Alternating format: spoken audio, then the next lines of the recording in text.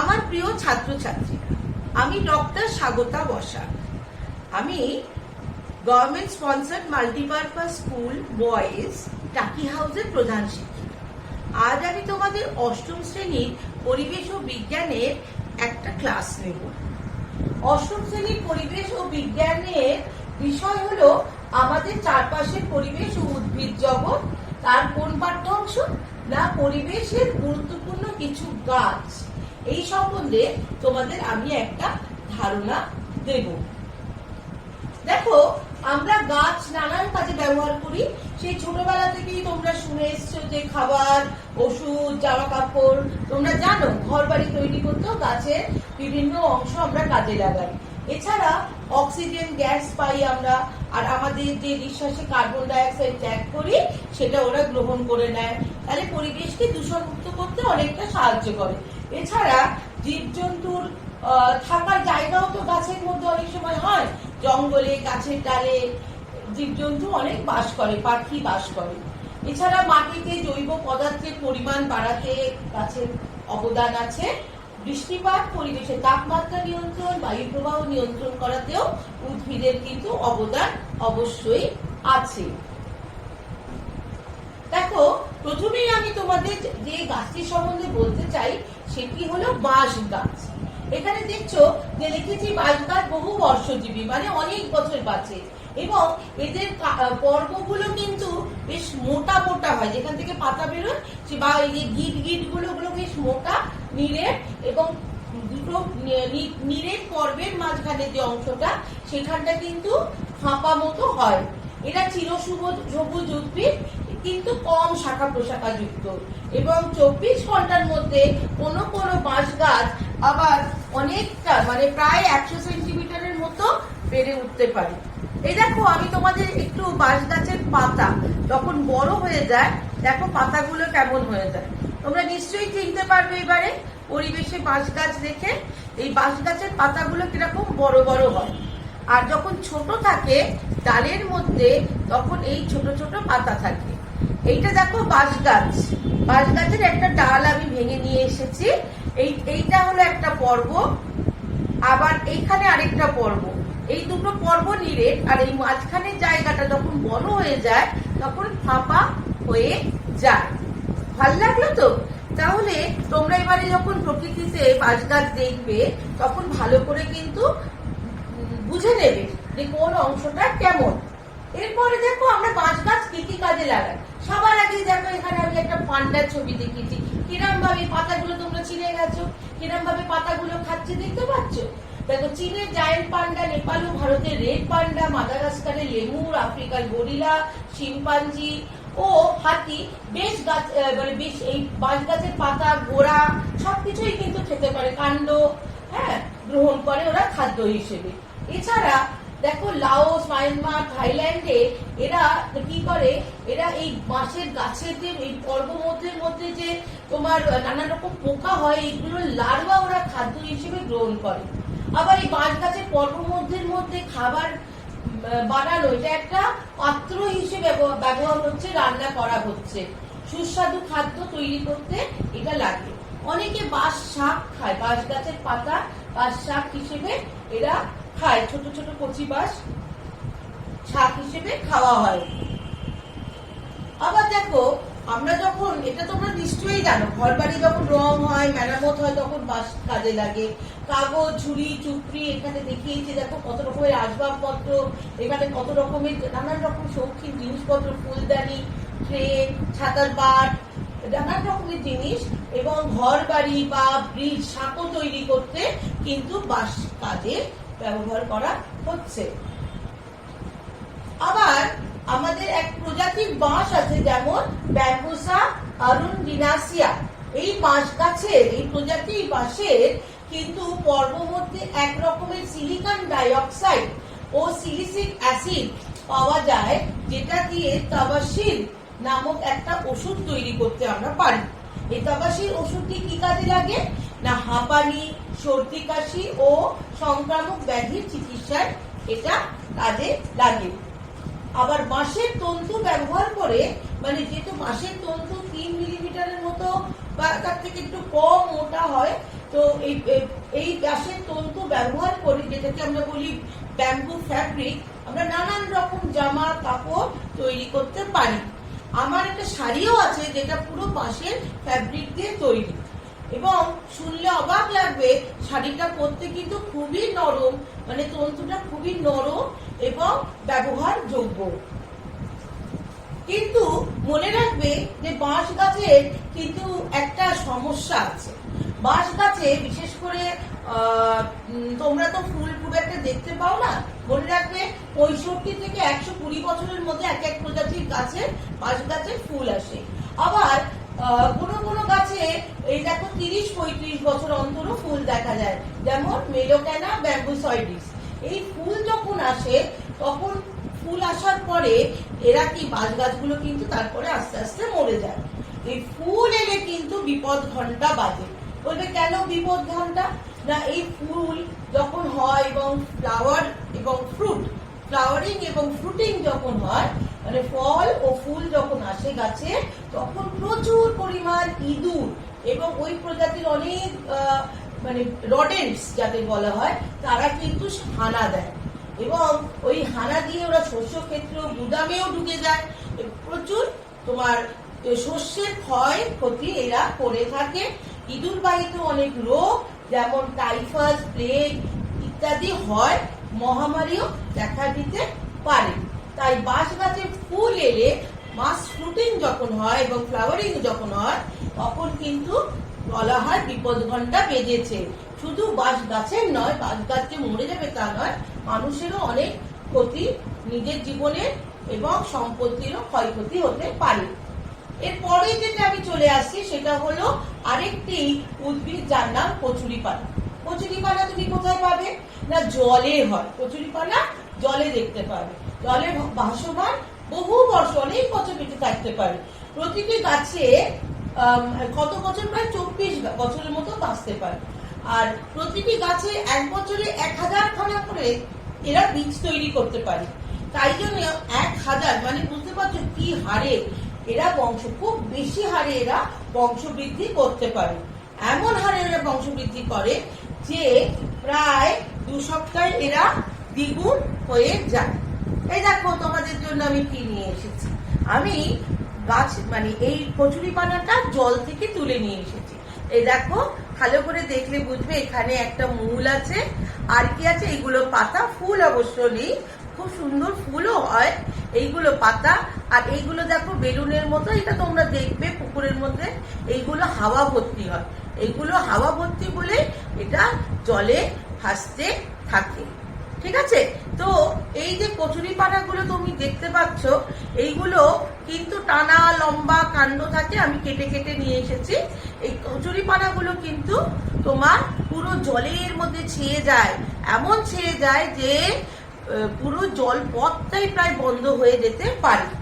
দেখো, পরের স্লাইডে আমি দেখাবো যে কি হতে পারে।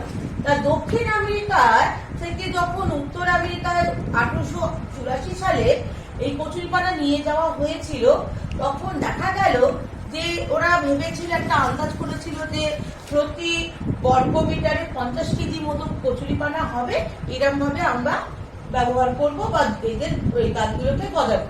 কিন্তু হলোটা কি, এত তাড়াতাড়ি ওগুলো ছেয়ে গেল যে ফ্লোরিডার প্রায় জলটা দেখো প্রায় একদম ব্লকড, আটকে গেছে, জলপথ রুদ্ধ হয়ে গিয়েছিল এবং যান চলাচল করা প্রায় যাচ্ছিলই না। এটা কিন্তু একটা কচুরিপানার সমস্যা। খুব অল্প সময় এরা বেড়ে যায় বলে পুরো জলটাকে ঢেকে দেয়। তার ফলে কি হয়, উদ্ভিদ এতটা জলটাকে ঢেকে দেয় যে আলো, সূর্যের আলো জলে প্রবেশ করতে পারে না, এবং সেই জন্য অন্যান্য উদ্ভিদগুলো কিন্তু জলের মধ্যে মরে যেতে পারে। এছাড়া জলে অক্সিজেনের মাত্রা কমে যায়, তার জন্য জলের যে প্রাণী যেগুলি আছে সেগুলোরও মৃত্যু হতে পারে। এছাড়া এডিস মশা, এই দেখো এখানে আমি ছবি দেখিয়েছি, এই যে এডিস মশাগুলো কিন্তু এখানে তোমার জলে, তোমার কচুরিপানার মধ্যে এরা বংশবৃদ্ধি করতে পারে। আর কিছু শামুক আছে যেগুলো কচুরিপানার মধ্যে থাকে, দেখো এরা কিন্তু কৃমি ঘটিত রোগ ছড়াতে মানুষের মধ্যে এরা পারে। কৃমি জাতীয় মানে কৃমি ঘটিত রোগ ছড়ে এমন শামুক এই কচুরিপানার মধ্যে বাস করে। তাই মানুষের নানান রকমের ক্ষতি কিন্তু কচুরিপানার জন্য হয়। তুমি কচুরিপানা কোথায় পাবে? সব পুকুরে কিন্তু কচুরিপানা পাওয়া যাবে না। কোথায় না, যেখানে বেশি করে কাপড় কাচা বা ধোয়া হয় এবং সাবানের ব্যবহার যেখানে হয়, মানুষ নানা রকম কাজ করে যেখানে বেশি, সেই জলে কি হয় না, ওই সাবান টাবান গুলো ওদের পুষ্টি, এবং সেই জন্যই ওখানে কচুরিপানা বেশি পদার্থে দেখা যায়। কচুরিপানার ব্যবহার দেখো, এখানে নানান রকম ছবি দিয়েছি, যেমন ফিলিপিন্স, থাইল্যান্ড, ভিয়েতনামে এরা কচুরিপানার কাণ্ড ব্যবহার করে এমব্রয়ডারি করে। আবার বস্ত্র শিল্পের জন্য তন্তু, যেমন বাঁশের তন্তু, এরকম এদের তন্তু ব্যবহার করে নানান রকম, যেমন ঝুড়ি, আবার মানে কাণ্ডকে ব্যবহার করে ঝুড়ি, আসবাবপত্র, এখানে দেখো জুতো তৈরি হয়েছে, এখানে দেখো কেমন সোফা আসবাবপত্র তৈরি হয়েছে, ঝুড়ি টুড়ি ইত্যাদি জামা কাপড়ও তৈরি করা হচ্ছে। আবার কচুরিপানার ভিতরে নাইট্রোজেন পরিমাণ বেশি আছে বলে এখানে নাইট্রোজেন থেকে ওদের ওখানে বায়োগ্যাস তৈরি করা সম্ভব হচ্ছে। এখানে বায়োগ্যাসের ব্যবহার আছে কচুরিপানার। আর গবাদি পশুদের খাদ্য হিসেবে এটা ব্যবহার হচ্ছে। এখানে আমি দেখিয়েছি, ভালো করে দেখলে দেখবে যে কচুরিপানা প্রচুর পরিমাণ বেড়ে গেলে আমাকে কেটে ছেটে নানান রকম উইডিসাইড ব্যবহার করে কচুরিপানাকে সরাতে হয়। তার বদলে তাকে যদি আমি ব্যবহার করে ফেলতে পারি সেটা তো বেশি ভালো। তাই জন্য তোমার কচুরিপানা থেকে আমরা বায়োগ্যাস যেমন তৈরি করতে পারি, আবার নানান রকম শোধনে জল দূষণ দূর করার জন্য আমরা ব্যবহার করতে পারি। হ্যাঁ, আবার বায়োগ্যাস উৎপাদনে ব্যবহার করতে পারি। যেহেতু নাইট্রোজেনের পরিমাণ বেশি আছে, সার হিসেবে ব্যবহার করা যেতে পারে। হ্যাঁ, নাইট্রোজেন পরিমাণ বেশি থাকায় এখানে নানান রকম নাইট্রোজেন সংবধনকারী যে ব্যাকটেরিয়া, নাইট্রোজেন ফিক্সিং ব্যাকটেরিয়াগুলোর মধ্যে বেশি পাওয়া যায়। অতএব এখানেও আমি নানান রকম কি কি কাজে ব্যবহার হতে পারে সেটা দেখিয়েছি। এছাড়া আমি একটু আগে বলছিলাম যে বেশি ভারী ধাতু, যেমন chromium, cadmium, cobalt, nickel, mercury, এইসব কিন্তু খুব ক্ষতিকারক ধাতু। এই ধাতুগুলোকে শোধন করতে এবং জলকে দূষণ মুক্ত করতে এখানে দেখো কিভাবে এই দূষিত জল কলকারখানা থেকে নিয়ে এখানে কচুরিপানার মাধ্যমে যদি রাখা হয়, তারপরে একটু প্রসেসিং করতে হবে। সেটা করলে দেখা যাবে তুমি একদম দূষণ মুক্ত জল পাচ্ছ। সোনার খনিতেও নানান রকম সায়ানাইড এবং আর্সেনিক যখন কোথাও পাওয়া যায়, এই সায়ানাইড দূষণ থেকে মানে সায়ানাইড যে বিষ, সেটাকে বিষ মুক্ত করতে জলটাকে এবং আর্সেনিক মুক্ত করতেও কিন্তু কচুরিপানার অবদান আছে। এরপরে আমি চলে আসছি শাল গাছে। শাল গাছ কিরকম না, এরা বহু বর্ষজীবী, অনেক বছর বেঁচে থাকে, পর্ণমোচী মানে পাতা ফেলে দেয় এবং এদের কাণ্ডগুলো কাষ্ঠল হয়, দ্বিবীজপত্রী হয়, বৃক্ষ জাতীয় উদ্ভিদ। এরা পরিণত হতে 25 থেকে 30 বছর সময় লাগায়। এবারে এই গাছের জঙ্গলে, এগুলো তো বড় বড় গাছের জঙ্গল, এই গাছের জঙ্গলে তোমরা নানান রকমের জীবজন্তু, যেমন বাঘ, ভাল্লুক, বুনো হাতি, খরগোশ, শুয়োর, বুনো শুয়োর ইত্যাদি পেতে পারবে। দেখো, আমি তোমাদের জন্য শালের কিছু পাতা আর কাণ্ড নিয়ে এসেছি। এই দেখো, এইগুলো পাতা, শাল পাতা তোমরা দেখেছো, তোমরা ফুচকা খাও, বিয়ে বাড়িতে খাবারের প্লেট দেয়, আবার নেমন্তন্ন বাড়িতে বাটিটাকেও আজকাল বানানো হচ্ছে। তাহলে শাল পাতা সবুজ থাকে, যখন ওগুলো পড়ে গিয়ে শুকিয়ে যায় তখন সেগুলো কিন্তু আমরা নানান রকম কাজে ব্যবহার করতে পারি। তাহলে এই শাল গাছের কাঠ, শাল কাঠ কিন্তু খুবই গুরুত্বপূর্ণ মানে কাঠ হিসেবে ব্যবহার হচ্ছে। কোথায় কোথায় ব্যবহার হচ্ছে দেখো, কাঠ খুঁটি, আসবাবপত্র, জানলা, দরজার কাঠের ফ্রেম, পাটাতন, দেখো জাহাজের পাটাতন, এগুলো মানে তোমার নৌকা জাহাজে যে তৈরি করতে লাগে, ফ্রেমটা তৈরি করতে, এছাড়া সেতু তৈরি করতেও কাঠটা ব্যবহার করা হয়। শাল কাঠের বৈশিষ্ট্য কি মনে রাখবে, যে শাল কাঠ যখন কাঁচা থাকে, যখন নামানো হয় কেটে, তখন রংটা হালকা থাকে, আর ফেলে রাখতে রাখতে আস্তে আস্তে গাঢ় ও বাদামি রং ধারণ করে, এবং অবশ্যই এটা নির্মাণ কাজে খুব ব্যবহৃত হয়। জানলা, দরজা ইত্যাদি তৈরি করতে অবশ্যই এর ব্যবহার আছে। আর পাতা বলেছি, দেখো শুকনো পাতা, যেটা আমি তোমাদের বলেছিলাম, এই শুকনো পাতা ব্যবহার করে দেখো শাল গাছের বাটি, থালা, বাটি, ঠোঙা ইত্যাদি। এছাড়া গ্রামাঞ্চলে ওষুধে খাওয়ানো হয়। শাল গাছের আঠা, এই দেখো শাল গাছের আঠা আমি এখানে নিয়ে এসেছি।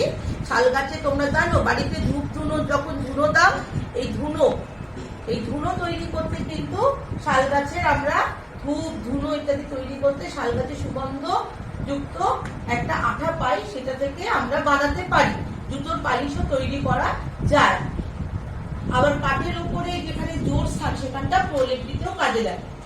এখান থেকে রদম যেটা বেরোয় সেটা স্পিরিট ও বার্নিশ তৈরিতে কাজে লাগে। ট্যানিন, শাল গাছের ছাল থেকে ট্যানিন বেরোয়, যেটা চর্মশিল্পে ব্যবহৃত হয়। শালের বীজের ছবি দেখতে পাচ্ছ এখানে। শাল বীজ থেকে যে তেলটা বেরোয় সেটা আমরা প্রদীপ জ্বালাতে বা রান্নার কাজেও, এবং অবশ্যই তোমাদের খুব প্রিয় চকলেট তৈরি করতে কাজে লাগাই। এরপরে আমরা যে গাছটি নিয়ে কথা শুনবো বা বলবো সেটা হলো সুন্দরী গাছ। সুন্দরী গাছ কোথায় দেখবে? সুন্দরবনে লবণাক্ত অঞ্চলে আমরা সাধারণত সুন্দরী গাছ মিষ্টি জলে দেখতে পাই এবং গরম মাটিতে জন্মায়। এদের বলা হয় ম্যানগ্রোভ। এবং এদের কি হয় না, এরা মাটি ভেদ করে এদের মূলগুলো উঠে আসে। দেখো এই যে শ্বাসমূলগুলো দেখতে পাচ্ছ, এরা কি করে বায়ু থেকে অক্সিজেন গাছকে এনে দেয়, এই জন্য এরা মাটির ওপরে উঠে আসে। এদের কাণ্ডগুলো খুব শক্তপোক্ত হয় এবং অনেক সময় দেখো এখানে দেখিয়েছি নিচে কি হয়, বাঁকা বাঁকা ভাবে অস্থানিক ঠেসমূল। দেখো ঠেসমূল গুলো ভালো করে দেখো, এই ঠেসমূল গুলো তৈরি হয় কারণ কাদা মাটিতে জন্মায় তো, নরম মাটিতে যাতে গাছটা না হড়কে পড়ে যায়, যাতে ছোটাছুটি দাঁড়িয়ে থাকতে পারে, এই ঠেসমূল গুলো তৈরি করে যাতে ওরা ঠিকঠাক দাঁড়িয়ে থাকতে পারে। এদের পাতাগুলো কিরকম হয়, ওপর দিকটা বেশি সবুজ, নিচে একটু হালকা রঙের হয়। আর ফলগুলো কিরকম হয়, একটু ডিম পাকা লম্বাটে হয় এবং খয়েরি রঙের দেখতে হয়। এদের ব্যবহার কি না, নৌকা তৈরি করতে ব্যবহার হয়। এছাড়া এর থেকে তোমার ট্যানিন পাওয়া যায়, জ্বালানি হিসেবে দেখো এখানে ব্যবহার হচ্ছে। আর ট্যানিন দিয়ে তো চামড়া ট্যান করতে লাগে। আর এটা তোমরা সবাই জানো, হালফিলের এই আমফান এবং এবছরের যশ যখন সুন্দরবনের ওপর দিয়ে গেছে এই গাছগুলো, তখন আমাদের কিন্তু অনেকটা রক্ষা করেছে, ঝড়ের গতিবেগ কমিয়ে দিয়ে কিন্তু আমাদের অনেকটা বাঁচিয়ে দিয়েছে। সুন্দরী গাছের সাথে সুন্দরবনের নামটা কিন্তু ওতপ্রোতভাবে জড়িত। তোমরা নিশ্চয়ই বুঝতে পারছো যে সুন্দরবনে অনেক সুন্দরী গাছ ছিল, তাই নাম সুন্দরবন হয়েছিল। কিন্তু যখন জনসংখ্যা বেড়ে গেল, তখন গাছগুলো কাটা পড়তে শুরু করলো এবং গাছ নষ্ট হয়ে যেতে প্রকৃতিও আস্তে আস্তে কিন্তু ওখানে একটু করে প্রকৃতির অনেক ক্ষতি হতে শুরু করলো। অনেক রকমের ক্ষয়ক্ষতির ফলে সুন্দরবনের কিন্তু বাস্তুতন্ত্র এবং ওখানকার যে পরিবেশ অনেকটাই নষ্ট হয়ে গেছে। সুন্দরী গাছকে বাঁচাতে হবে, তাই সেই জন্য সুন্দরী গাছ প্রতিপালন ও সংরক্ষণ কেন্দ্র গড়ে উঠেছে ছলখালিতে। আমার এখানেই আমি এই 4টে গাছ নিয়ে বললাম। এখানেই আমি মোটামুটি তোমাদের যে প্রথম পার্টটা শেষ করলাম। এখানে আমি তোমাদের কিছু কাজ দিয়েছি, সেই কাজগুলো অবশ্যই করার চেষ্টা করবে, নিজেরাই পারবে।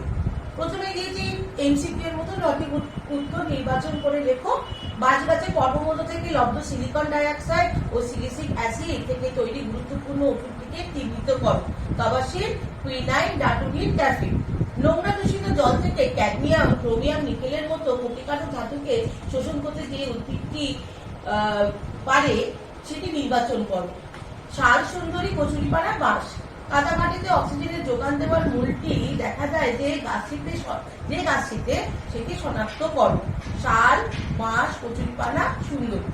এরপরে কিছু শূন্যস্থান দিয়েছি। শাল গাছের গুড়ি থেকে প্রাপ্ত ড্যাশ স্পিরিট ও বার্নিশের কাজে লাগে। ভারতের রেড পান্ডার প্রধান খাদ্য হলো ড্যাশ গাছের পাতা। ড্যাশ জঙ্গলে বংশবৃদ্ধি করে এডিস মশা। সত্য মিথ্যা লিখবে। সুন্দরী গাছের ছাল থেকে পাওয়া যায় প্রচুর ট্যানিন। শাল কাঠ কেটে ফেলে রাখলে গাঢ় সবুজ রং ধারণ করে। কচুরিপানার ফুল এলে বিপদ ঘন্টা বাজতে থাকে। তারপরে উত্তর দাও, ব্যাম্বু ফেব্রিক কি কাজে লাগে? তোমাদের অঞ্চলে পানীয় জলে প্রচুর পরিমাণ আর্সেনিক আছে, কোন উদ্ভিদ ব্যবহার করে সেটি অপসারণ করতে পারে? শাল গাছের আটার দুটি ব্যবহার লেখো। আমি এখানে প্রথমেই বাংলা শিক্ষা পোর্টাল অর্থাৎ আমাদের বোর্ডকে ধন্যবাদ জানাচ্ছি এবং আমার যারা তোমরা শুনলে তাদের আমি অনেকটাই বলবো যে thank you for listening to me. আমি আমার পরিবারের কাছে কৃতজ্ঞ। এছাড়া যেখান থেকে আমি এই ছবিগুলো নিয়েছি সেগুলো, সেই ওয়েবসাইটগুলো যেমন উইকিমিডিয়া, সাইটশেয়ার, পিন্টারেস্ট, লিঙ্কডইন, মেগাজিন.com ইত্যাদির কাছে আমি কৃতজ্ঞ। তোমাদের আশা করি ভালো লাগলো। নমস্কার।